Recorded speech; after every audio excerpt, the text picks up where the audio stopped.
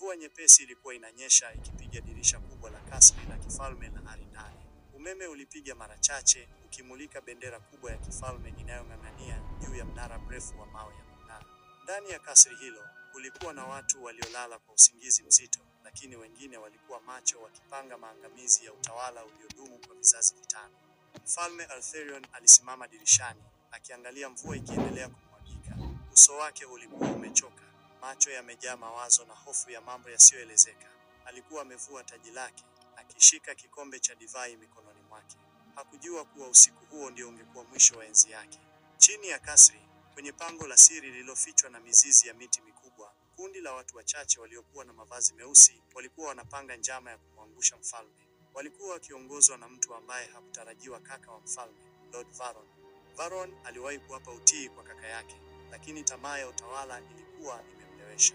Alijua kwamba damu ya kifalme ilikuwa na nguvu ya kipekee, na endapo angeweza kuchukua kiti cha enzi, angeweza kumiliki nguvu ya mababu yao waliotawala kwa uchawi na mamlaka yasiyo na mipaka.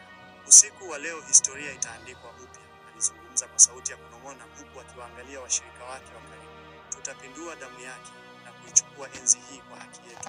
Katika kasri hilo hilo, binti wa mfalme, Princess Elira, alikuwa akisoma barua iliyomshtua. Ilikuwa barua iliyotumwa kwa siri na mmoja wa walinzi waaminifu wa kifalme, aliyejua mpango mzima wa Lord Varon.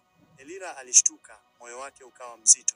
Alijua kuwa baba yake yuko hatarini na muda haukuwa upande wao. Bila kupoteza muda, alivaa mavazi mepesi ya mapambano na kuchukua upanga wa kifamilia uliokuwa umetunzwa kwa karne nyingi. Alimkimbilia baba yake kwa haraka. Baba, kuna hila za usiku huu. Varon anakusaliti. Mfalme Arthurion alitulia kwa sekunde chache, kisha akavuta pumzi ndefu. Nilihisi mwanangu, lakini sasa tumechelewa. Njia pekee ni kupigania haki yetu.